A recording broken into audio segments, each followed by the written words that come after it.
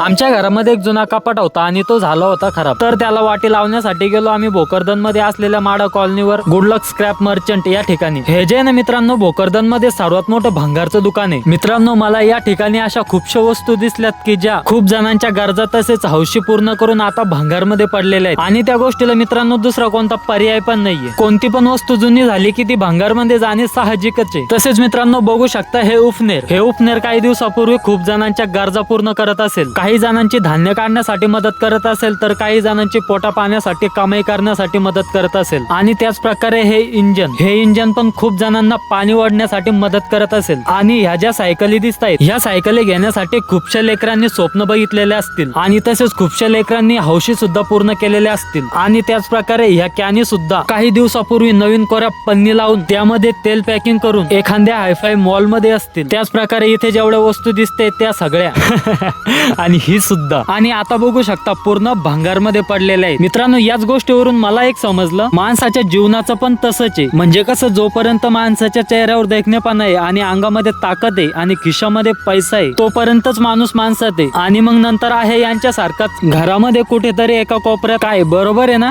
जर तुम्हाला ह्या माझ्या व्लॉग मधलं थोडं तरी बरोबर वाटत असेल तर माझ्या ह्या व्लॉगला फक्त एक लाईक करा आणि एक शेअर करा आणि तुम्हाला वाटत असेल माझ्या आयडीला फॉलो करावं तर फॉलो करा।